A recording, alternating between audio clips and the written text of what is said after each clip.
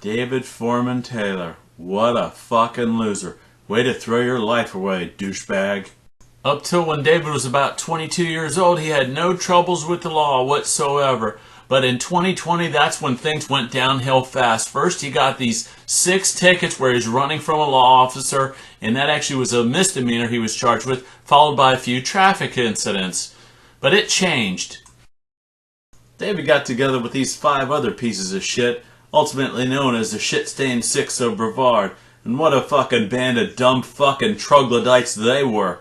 These dumbasses getting together is one thing that's bad, but how they got together and what they did through manipulation is fucking ridiculous. Chase Harrison was a large-scale drug dealer throughout Central Brevard distributing cocaine, and he had a friend, Anthony Davila, a recent prison release offender about 20 months prior to it. He only had a 9th grade education. Davila conned Chase Harrison into going along with this stupid plan, and Harrison conned the rest of these dumb fucks to do the same to go along with it. These losers tried to rob a house of drugs and money dressed up like the cops. What they were looking for is Matthew Nicol's roommate to rob, and they ended up murdering Matthew and killing his dog, Mako. I was searching for information about David Foreman-Taylor, and I had to go to Facebook, and he looked like he was an alright kind of guy. Taking a look at his pictures, looks like he was a solar panel installer or whatever, and then he liked 4-wheeling, tattoos and whatever. Not bad, regular guy. His posts seemed to make him look sort of happy-go-lucky, had a lot of funny stuff, regular guy, nothing wrong with him. On March 2nd, 2017, this made me raise an eyebrow because he's more focused on money than people. Not good. Next post was a blog about somebody writing about the losing their dog and feeling the pain of it. Was this one of his dog fighting buddies? I don't know, not sure. His next video post on Facebook was about weightlifting, and look who he references in there. None other than Tony Davila, one of the other scumbags that got arrested. A little after that, you see that he really doesn't care anymore. I don't care who stops talking to me. I don't care if we ain't friends no more. I just don't care, he says. Not good. This is his last post on Facebook, and I got no idea what the hell it means. But I do know one thing. 4 years later, he would be involved in the murder of Matthew Nicol and killing of Matthew's dog, Mako, with those scumbags. People responded, some right on David Foreman-Taylor's own posts. Now he's in prison, and anyway, some people are afraid to post, but some of them stepped up, and this guy said, "Truth is, you're a frickin' murderer that killed my friend and his service dog, you fucking piece of shit." And there were others saying they're sorry about what happened and just really bad, vile things. And it doesn't matter where you go, this guy's name is fucking mud. But I especially like this one. "Breakfast, anyone?" David asked. Well, somebody replied, it says, "Breakfast in prison now, fuckboy. Hope you become someone's little bitch." He probably will. And let me tell you, the looks of David Foreman have drastically changed, and you would be frickin' surprised. The shit-stained 6 were separated. David Foreman-Taylor was sent to Seminole County so they couldn't talk in jail, and he went through a transformation. Rumors at the jail were that David started transitioning to a woman after a bad experience one day. I've been through what I think. Oh, wish we had. Squeal louder. Louder, get out of there, boy. Hey, every brace is down. What's that? Squeal, squeal.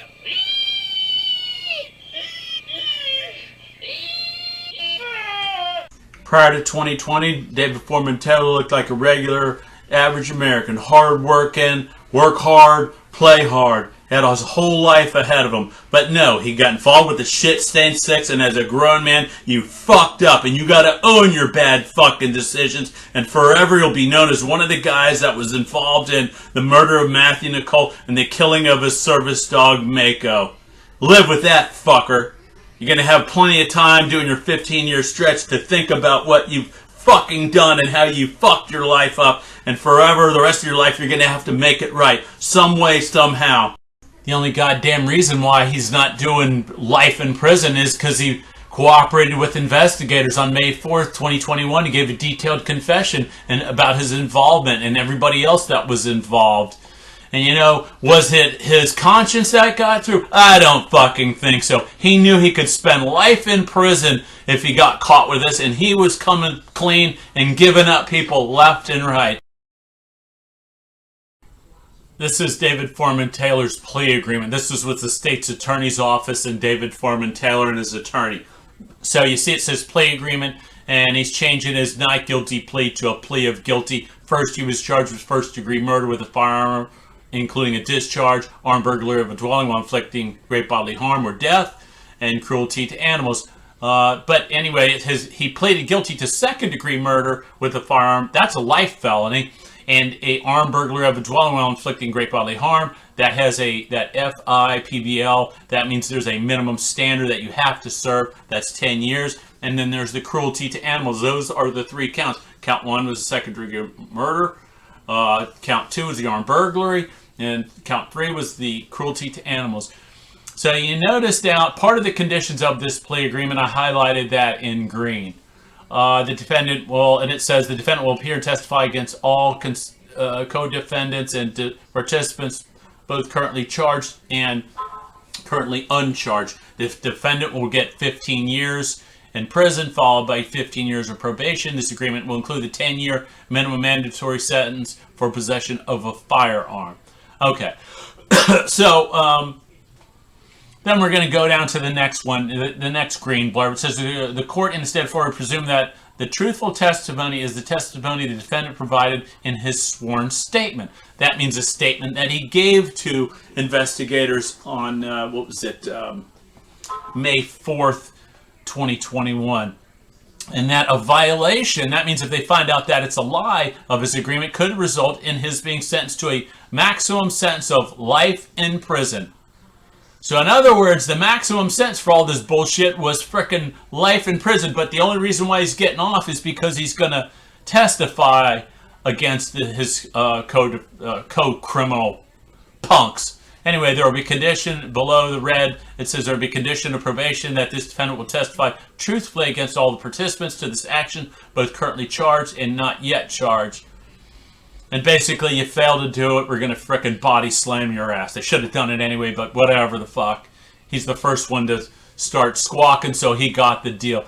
Down below, right there, highlighting green, as a further consideration in this plea agreement, the parties acknowledge the defendant assisted law enforcement in this case. So the plea agreement, the parties acknowledge is the state's attorney's office to the sheriff, to anybody involved in the prosecution of these people. All agree that this is what's best because he did cooperate and he did give up info to slam all these frickin' assholes in prison. And there you go. There's his signature on April 6th of 2022. So we looked at the plea agreement between the state's attorney's office and David Foreman-Taylor and his attorneys. So this is the judgment in order. This is actually what the judge signed off. So the judge did agree to it. Let's see what's in it. You can see the judgment, order of probation. It says it's David Foreman-Taylor. And it says that he got the second-degree murder, not first-degree, with a firearm, armed burglary of a dwelling that inflicted death or great bodily harm and cruelty to animals. And he's been adjudicated guilty of the above crimes. That means he's been found guilty. There's this prince. The sentence, the defendant, David Emerson Foreman-Taylor, as to count 1, is hereby committed to the custody of the Department of Corrections. You're going to prison. To be in prison for 15 years, followed by probation for 15 years. That's for count 1. And count 1 is the murder with a firearm. Count 2, that's the burglary of a dwelling that inflicted death or great bodily harm. The defendant is also going to prison for that for a term of 15 years, followed by 15 years of probation. And count 3, that's the animal cruelty, was given 365 days. But let's see what also the special provisions are. And some of this I agree with, some of it I don't. But I'm just some guy behind a keyboard, so who am I? Anyway, let's look at them. The minimum mandatory sentence. For the first one is the firearm. There's no way that this judge could sign off on anything less than 10 years. There's the minimum standard right there, 10 years for the murder with the firearm. Count 2, that was count 1. On count 2 is the same thing, the minimum mandatory 10 years. But what I don't like, and see the related sentence, the sentence shall run concurrent with any active sentence in all counts in this judgment. So anything in this order means that they're stacked, meaning if he does 1 day for count 1, it also counts for count 2 and count 3. So the concurrent, you know, I don't know. Anyway, those are the rules. I don't make them. I just got to see how they're applied. But anyway, so that's pretty much what he's been given. And there's the judge's signature. So he's going to do 15 years as a maximum and 10 years as a minimum. I know the gain time, or you got to do at least 85% of your time. So 85% of 15 years is more than 10 years. So he will do all of his time in prison. I went online to see when this fucking loser will be released, and I went to this correction offender network, and it said that this shit stain will be released on April 30th, 2036. This narcissistic piece of shit probably is in denial about his actions, his decision, his ownership in this. What a fucking loser. All of the shit stain 6 are a bunch of fucking low-life scumbags, but the factor of the matter is that you got Matthew Nicol murdered and his dog Mako. Fuck you, rotten hell, bitch.